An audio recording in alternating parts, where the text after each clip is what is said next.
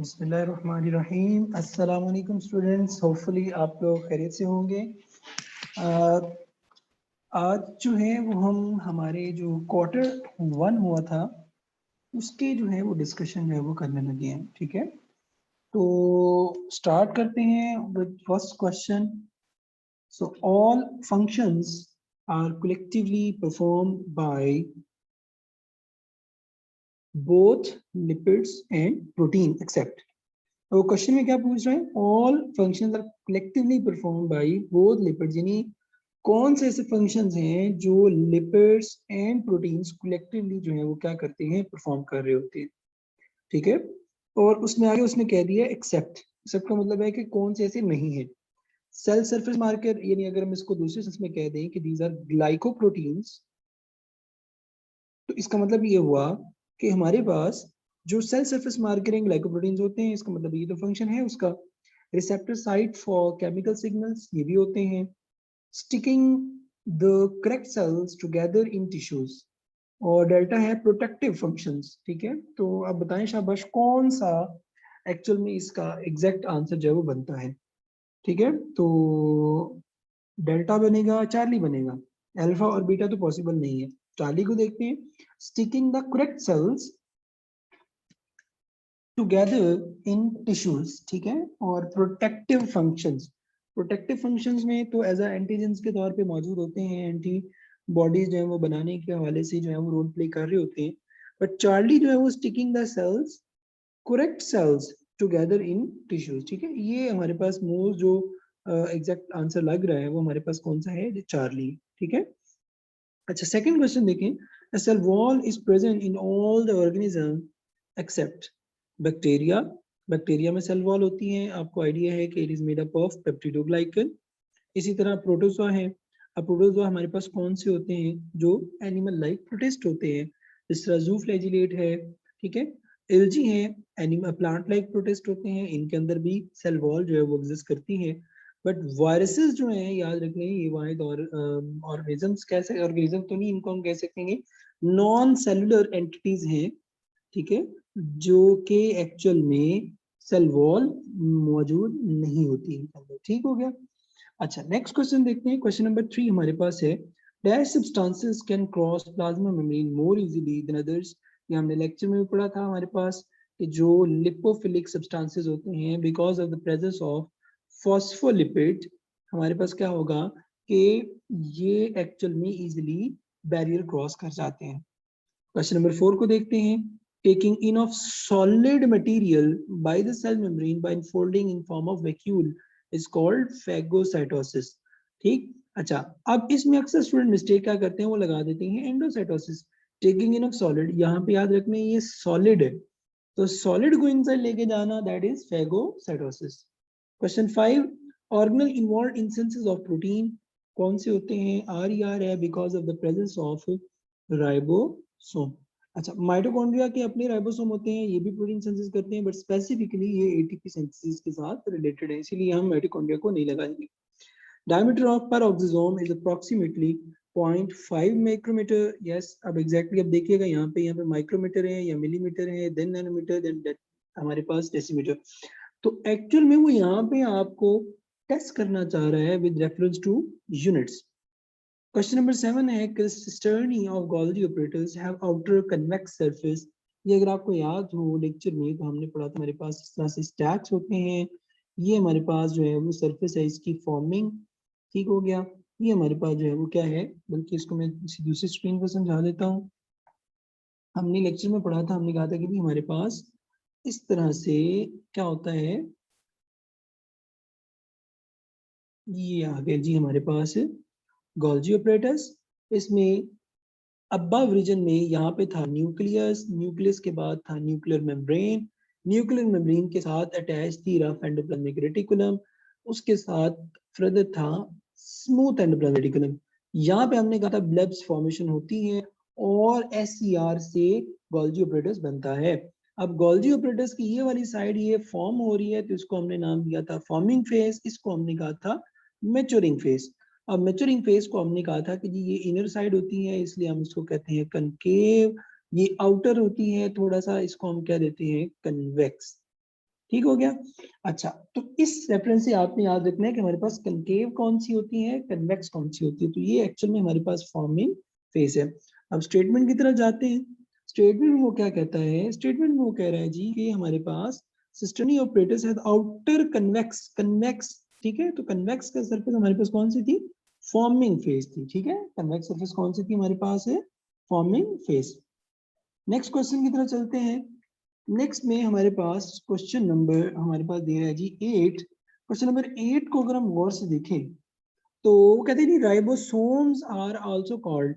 अब आपको आइडिया है कि जी राइबोसोम्स जो होते हैं ये हमारे पास क्या होते हैं, आरएनए और प्रोटीन से मिलकर जो है वो बने होते हैं। तो आरएनए और प्रोटीन से मिलकर बने हुए हैं तो उनको हम राइबो न्यूक्लियोप्रोटीन भी कहते हैं, ठीक है। कॉन्जुगेटेड मॉलिक्यूल्स होते हैं इसमें। क्वेश्चन नंबर 9 हमारे पास है यूकैरियोटिक।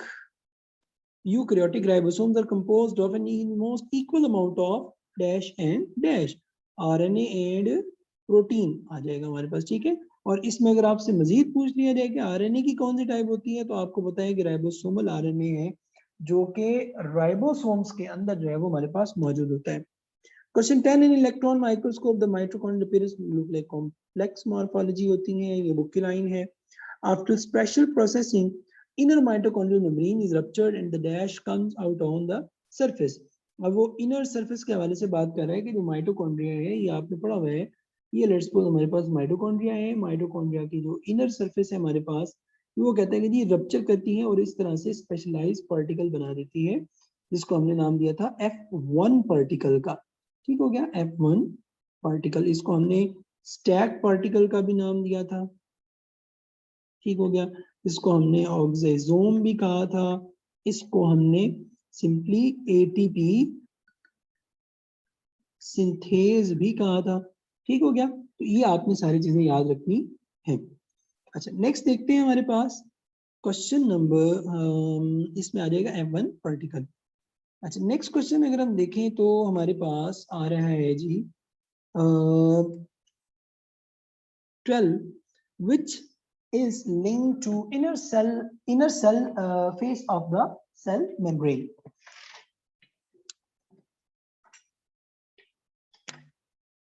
अच्छा, तो हमने बात की which is link inner surface पे, कौन से inner surface of the cell membrane का मतलब क्या है, ये हमारे पास सेल है, सेल की इंटरनल रीजन के ऊपर जो है वो कौन कौन से फिलामेंट जो है वो आप कह सकते हैं मौजूद होते हैं। तो उसमें हमने एग्जांपल में इंफॉर्मेशन बुक में भी पढ़ा था, हमने कहा था कि जी हमारे पास जो माइक्रोफिलामेंट्स हैं ये क्या होते हैं, एक्चुअल में inner surface of the cell membrane के मौजूद होते हैं। ठीक है, माइक्रोट्यूब्यूल, ट्यूब्यूल्स यानी ट्यूबुलेंट प्रोटीन से मिलकर बने होते हैं जिनका रोल हमने सेंट्रियोल्स के अंदर भी पढ़ा था। ठीक हो गया। और 13 है predominant form of lipid present in bio membranes. तो वो आपको आइडिया है, हमने पढ़ा था कि हमारे पास जो फॉस्फोलिपिड है, ठीक है, ये क्या होती है, मोस्ट अबंडेंट होती है। आपने पढ़ा होगा इस तरह से हमारे पास लिपिड बाइलेयर के अंदर सबसे ज्यादा क्वांटिटी के अंदर हमने कौन से देखे थे, शाबाश सोचिए जरा, फॉस्फोलिपिड सोचे थे। ठीक है, ऑटोफेजी कॉज बाय हमारे पास है, ये आपको पता है, लाइसोसोम है, सेंट्रोसोम हमारे पास, सेंट्रियोल और सेंट्रोस्फेयर। मैंने आप लोगों को एक्सप्लेन किया था कि हमने कहा था कि जी हमारे पास जो सेंट्रियोल होता है, ठीक है, सेंट्रियोल होता है और सेंट्रोस्फेयर होता है, कलेक्टिवली इसको हम क्या कहते हैं, सेंट्रोसोम कहते हैं। यानी अब जो सेंट्रोसोम है ये एक्चुअल में सेंट्रियोल और सेंट्रोस्फेयर, सेंट्रोस्फेयर क्या होता है, जिस जगह पे सेंट्रियोल सेल के अंदर मौजूद होता है, यानी न्यूक्लियस है यहाँ पे हमारे पास मौजूद है, तो ये जगह क्या होगी, सेंट्रोस्फेयर होगी। और जिस जगह पे मौजूद ये स्ट्रक्चर जो है वो सेंट्रियोल है, तो कलेक्टिवली हम इसको क्या कहेंगे, सेंट्रोसोम। नेक्स्ट देखते हैं जी, हमारे पास क्वेश्चन नंबर है question number 15, the number of haploid microscope. अब क्रोमोसोम, ड्रोसोफिला में 8 ओवरऑल होते हैं इन द फॉर्म ऑफ 4, तो हमारे पास हैप्लॉइड कितने होंगे, 4 होंगे। ठीक है, 4 हमारे पास जो है वो आ जाएंगे, याद रखना है आपने। तो ये आ गया हमारे पास 4। ठीक है, अच्छा नेक्स्ट हम देखते हैं हमारे पास जो चीज आ रही है वो है जी question number 16, globular protein differ from fibrous protein in, ठीक है, अब इसमें अगर हम बुक की लाइन की तरफ मूव करते हैं तो इसमें आ जाएगा बीइंग सॉल्युबल, ठीक है। तो डेल्टा ऑप्शन इसका करेक्ट बनता है कि जी being soluble in aqueous medium, तो आंसर क्या आ जाएगा हमारे पास, delta. 17 waterproof surface like cuticle of the leaf and protective covering of an insect's body are phospholipid, waxes, terpenoids, acyl glycerol, ठीक है। अब वो क्यों रहा है कि जी वाटर प्रूफ सर्फेस, तो क्यूटिकल जो होती है वो नॉर्मली वैक्सेस होती हैं, आपको पता है कि जो वाटर की लॉस को प्रिवेंट कर रहे होते हैं। Specific gravity of fats and oil is 0.8, ये बुक की लाइन है। पाल्मिटिक एसिड के अंदर कितने ओवरऑल अगर हम बात करते हैं कार्बन होते हैं, तो ये आपने पढ़ा हुआ है हमारे पास कितने होते हैं, 16 जो है वो हमारे पास होंगे, ठीक हो गया। नेक्स्ट चलते हैं, क्वेश्चन नंबर 20 है जी, how many possible double bonds may be present in fatty acid. अब आपको आइडिया है कि हमारे पास जो फैटी एसिड्स होते हैं इनके अंदर जो डबल बॉन्ड हमारे पास मौजूद होते हैं वो कितने होंगे हमारे पास, ओवरऑल जो बुक में लिखा हुआ है वो हमारे पास है 6, ठीक है। तो अप टू 6 हमारे पास जो है वो कह सकते हैं डबल बॉन्ड एग्जिस्ट करते हैं। 21 है हमारे पास, glycerol donates which group to fatty acid to form triglyceride, ठीक है। अब ये हम डिस्कस किया था, हमने कहा था कि बुक में जो लिखा हुआ है वो H लिखा हुआ है और OH जो प्रोवाइड करता था एसिटिक एसिड, बट हमने इसको करेक्ट किया था, हमने कहा था कि जी ग्लिसरॉल जो है वो क्या करता है, हाइड्रोक्सिल जो है प्रोवाइड करता है।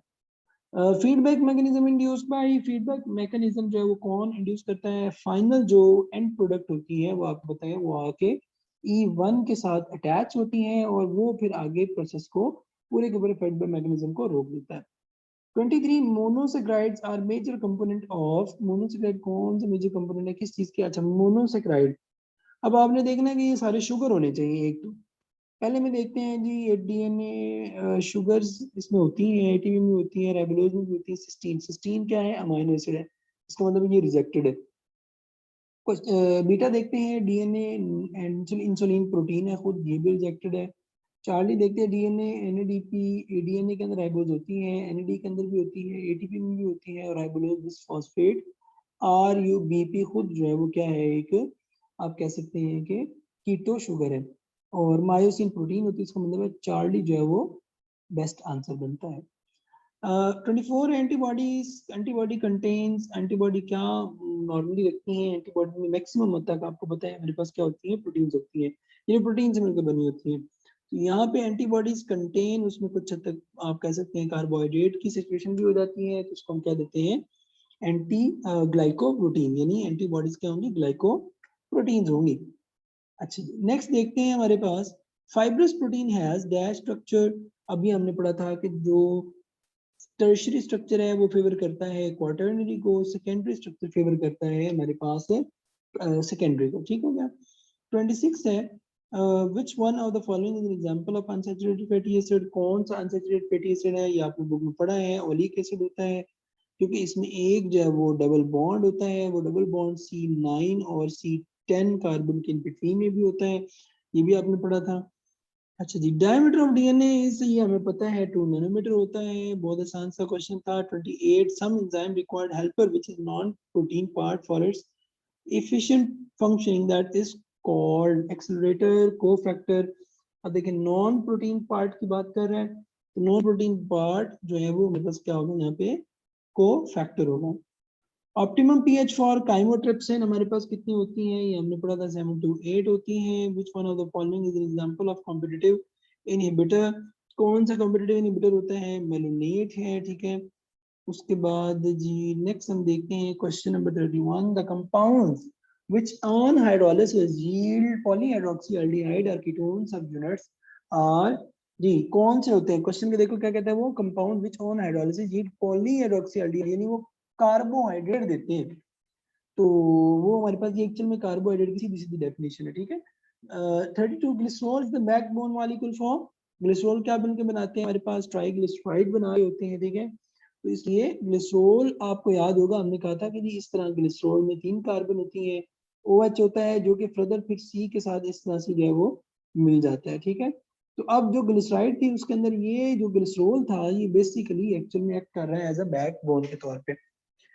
33 क्वेश्चन देखते हैं जी, nucleotide contain sugar, nitrogen base and sulphur night sugar. अच्छा न्यूक्लियोटाइड में क्या क्या होता है, आपको पता 3 चीजें होती हैं, नाइट्रोजनस बेस होती है, उसके बाद हमारे पास जो है वो आपका कह सकते हैं राइबोज शुगर होती है, ठीक है, और उसके बाद जो है वो हमारे पास उसके साथ अटैच होगी फॉस्फेट ग्रुप।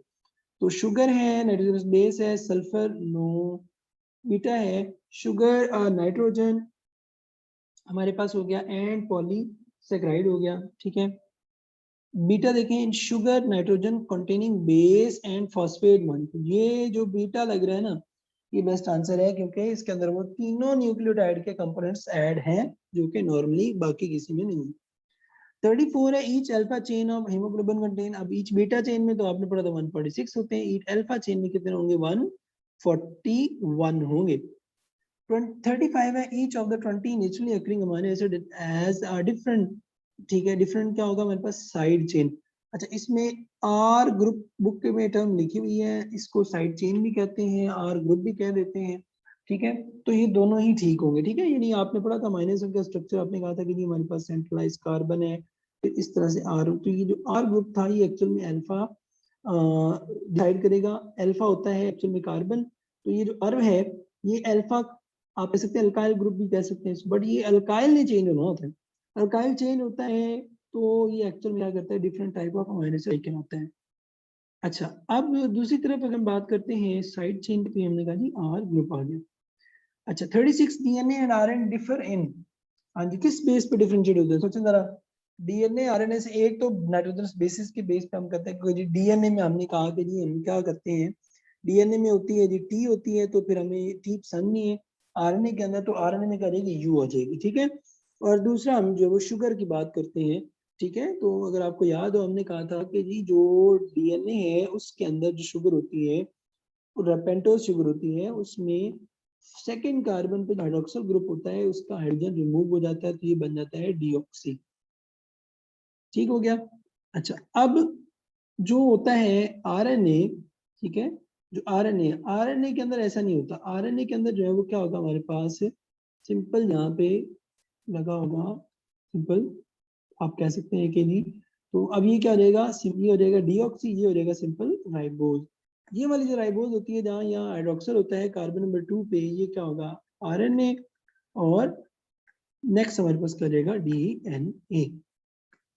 नेक्स्ट क्वेश्चन देखते हैं जी हमारे पास, जो इसमें आंसर क्या आ जाएगा, by the way, DNA differ किस बेस पे हम उसको डिफरेंशिएट कर रहे होते हैं हमारे पास, हमने कहा जी कि हमारे पास जो शुगर एंड आप कह सकते हैं, अब देखिए पायरिमिडीन्स प्यूरिन्स होती हैं जीए, और पायरिमिडीन्स होती है पीयूसी, ठीक है। अब तक टी जो है वहां से आ गया, तो ये हो जाएगा शुगर एंड पायरिमिडीन, यानी शुगर एंड पायरिमिडीन जो है वो मिलकर क्या बना देती है, हमारे पास याद रखना है डीएनए, ठीक है, और आरएनए को डिफरेंशिएट कर देती है।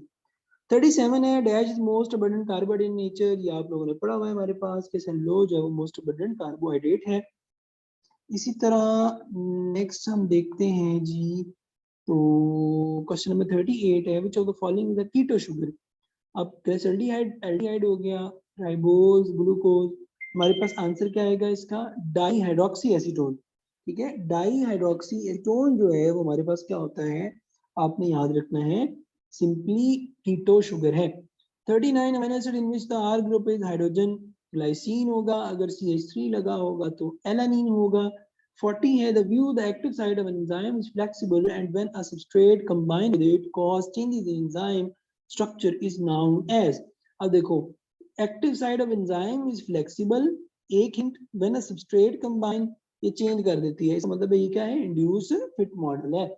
और मैंने आपको ये भी बताया था कि इंड्यूस फिट मॉडल और लॉक एंड की मॉडल में एक और डिफरेंसेस हमारे पास ये आ जाती है कि जो लॉक एंड की है वो हमारे पास क्या होगा, नॉन रेगुलेटरी आप कह सकते हैं इसको, जबकि वो एंजाइम जो फॉलो करते हैं लॉक एंड की को वो हमारे पास होते हैं नॉन रेगुलेटरी, और जो हमारे पास फॉलो करते हैं इंड्यूस को वो हमारे पास क्या होते हैं, रेगुलेटरी, ठीक हो गया। क्वेश्चन नंबर 41 है, the coenzyme are derived from protein, carbohydrate, vitamin, vitamin से जो है वो हमने कहा इसको डिराइव किया जाता है। 43 हमारे पास आ जाता है, द सिंपलेस्ट मोनोसैकेराइड कंटेनिंग, बल्कि इनफैक्ट 42 भी है, which type of blood bond maintain the alpha helix of the, अगर आपको याद हो हमने कहा था कि जी अल्फा हेलिक्स इस तरह से बनते हैं, तो उस अल्फा हेलिक्स को बीच में हाइड्रोजन बॉन्डिंग जो है वो स्टे करनी होती है, ठीक है। 43 है the simplest monochloride containing keto group is glycerol, yes, dihydroxy acetone. 44 when a cofactor, when a cofactor, question number 44 आ जाएगा, ठीक है। when a cofactor may complex with enzyme to form prosthetic group, complex, ठीक है, prosthetic group आ जाएगा हमारे पास।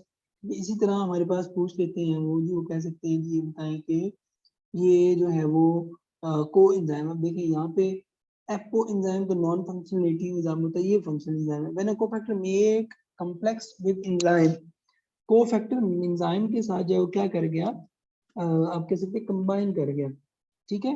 अब cofactor enzyme के साथ कंबाइन कर गया तो एक्टिवेट हो गया, तो इसको हम कहेंगे holo enzyme.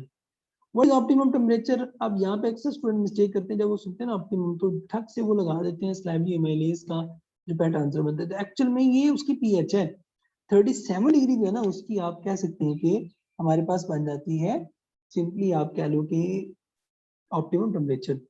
46 such cofactor that make the weak linkage with enzyme, weak linkage enzyme के साथ बना रहे होते हैं वो हमारे पास कौन से होते हैं, रिवर्सिबल इनहिबिटर्स, सॉरी रिवर्सिबल आप कह सकते हैं इनहिबिटर, ये तो नहीं है पॉसिबल, एक्टिवेटर है, को एंजाइम एक्टिवेटर एंड को एंजाइम है, तो इसका आंसर क्या रहेगा, बीटा को एंजाइम जो है, बल्कि इनफैक्ट को फैक्टर आ जाएगा इसमें। देखें जरा दोबारा इसको देख लेते हैं, सच को factor that make the weak linkage with enzyme, तो को एंजाइम आएगा या एग्जैक्टली, ठीक है, यानी को फैक्टर एंजाइम के साथ लिंकेज बना रहा है तो को एंजाइम आ जाएगा।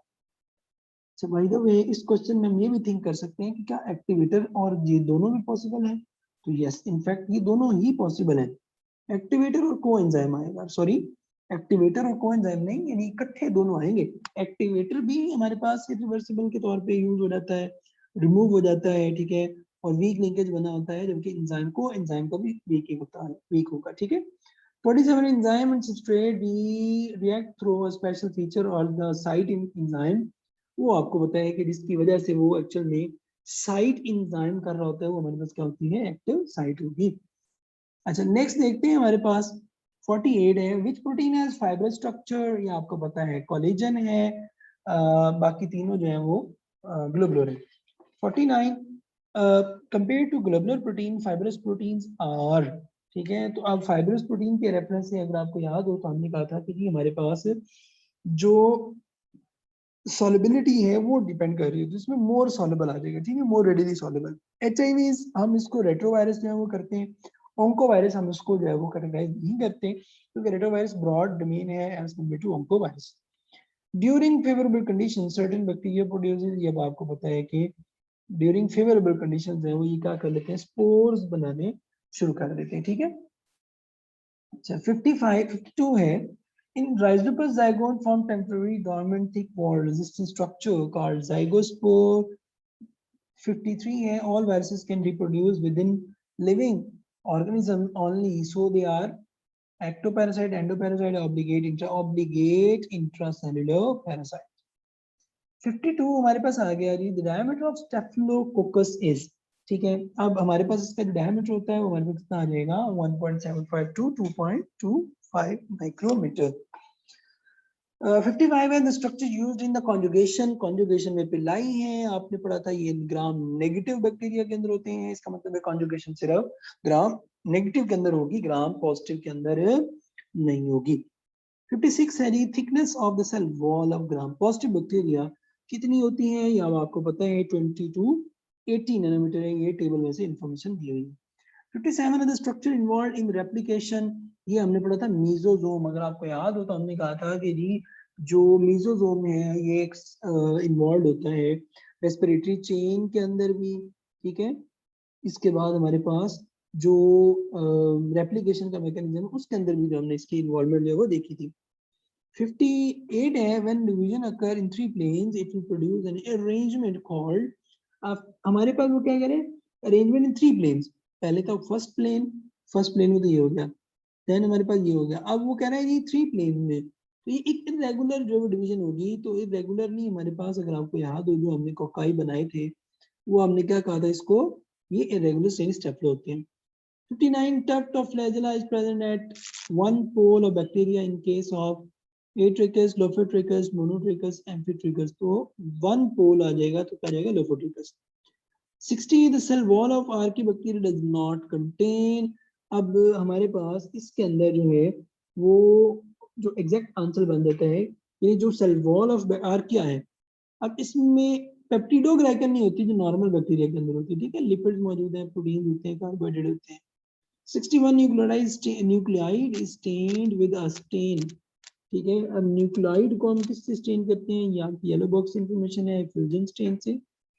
62 हमारे पास है which of the following is relevant to vaccine। अब वैक्सीन के रेलेवेंट जो हमारे पास कौन सा है, vaccine is compound which kill germ, ये तो नहीं करती वैक्सीन, ठीक है, vaccine is name of drug, नहीं, vaccine is synthesized from the plants, no, vaccine is derived from the germ, yes exactly, हम जर्म्स को यूटिलाइज करते हैं और वैक्सीन जो वो बनाते हैं। 63 है, in HIV virus reverse transcripted converts single stranded RNA into double stranded viral, this process is called reverse transcriptase की मदद से होता है, तो यहाँ पे हम लगा देंगे reverse transcription। 64 reverse transcription is used to make DNA copies of। अब ये क्वेश्चन काफी हद तक रोलर डालता है कि जी किसकी कॉपीज बनाई जा रही है, वायरल आरएनए की, ठीक हो गया। 65 है, लार्जेस्ट बैक्टीरियम इज हमारे पास एपिलोफिशियल फिशल सुनाई, तो हमारे पास नहीं होगा, ठीक है।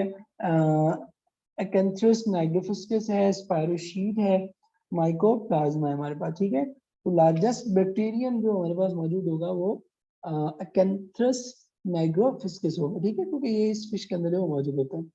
थिक रिज्ड स्पाइरल बैक्टीरियम, अच्छा थिक भी है, रिजिड भी है, स्पाइरल बैक्टीरियम भी है, तो इसमें दो आप कह सकते हैं पॉसिबिलिटी बन सकती हैं, अगर स्पाइरलियम हो, स्पाइरोशीट वगैरह हो इस तरह से, ठीक है। अब वो थिक और बल्कि थिन होगा तो आ जाएगा हमारे पास स्पाइरलियम, स्पाइरोशीट, ये शीट की तरह होता है, जबकि थिक जो होगा वो किस में आ जाएगा, स्पाइरलियम के अंदर आ जाएगा। 67 peptidoglycan is absent from cell wall of Eubacteria, Pseudomonas, Archaebacteria, Rhizomonas। अब peptidoglycan is absent from eubacteria, Pseudomonas, rhizobium, archaebacterium, ये हमारे पास आ जाएगा राइजोबियम।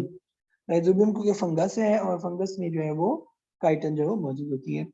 लास्ट क्वेश्चन है 68, cholesterol is absent from cell membrane, किन की सेल मेम्ब्रेन के अंदर जो है वो कोलेस्ट्रॉल एब्सेंट होता है, तो हमने पढ़ा था यूबैक्टीरिया। नॉर्मली हमारे पास अगर आपको याद हो, हमने पढ़ा था कि जो नॉर्मल बैक्टीरिया जो है वो नॉर्मल यूकैरियोट जो है वो उनके अंदर सेल मेम्ब्रेन के अंदर जो है वो कोलेस्ट्रॉल हमारे पास जो है मौजूद होता है, बट यहाँ पे मौजूद नहीं होता, ठीक है, याद रखना है मुझे, ठीक हो गया। और इसमें अगर शुरू से कोई क्वेश्चन है शाबाश तो आप सिंपली पूछ सकते हैं, ठीक है। ओके, जज़ाकल्लाह, थैंक यू सो मच।